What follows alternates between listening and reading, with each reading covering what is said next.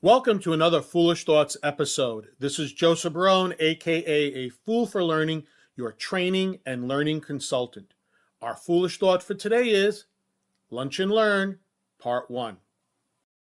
For many of us, a lunch and learn is one way for employers to conduct training and provide information to staff. I was introduced to this concept in the early 1990s when I joined my previous employer. Much of the time, the employer not only expected you to use your lunchtime, but also expected that you would bring your lunch. However, in some cases, employers might provide the lunch or might provide drinks and dessert as an incentive to get you to attend. I remember a couple of times a door prize was even offered if you stayed to the very end. Sometimes lunch and learns worked well.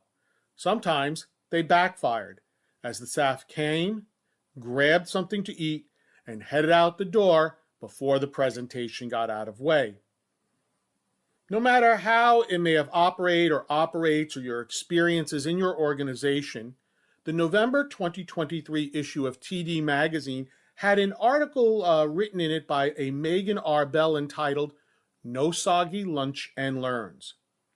In it, she presents some general guidelines to make a lunch and learn successful. So let me share them with you right now. 1, don't make it too long. She suggests that they should not go beyond 90 minutes. I would recommend not going beyond 60, simply because it may bump into other meetings, other lunch periods, etc. So keep them under 60 minutes. 2, don't make it too early or too late. She suggests that you consider the audience working hours and adjust accordingly. If you're going to do this remotely, then you also need to consider the time zones of staff, as they may be in a variety of time zones. 3rd, don't make it too heavy. No, we're not talking about the type of food to be served, but the topics to be covered. A lunch and learn, for example, is not the place to go into a deep dive on staffing issues or problems faced in society. Have it direct to the point. Number 4, not too much. Don't attempt to cram a day's worth of material into a 45 to 60-minute lunch and learn. Ain't gonna work.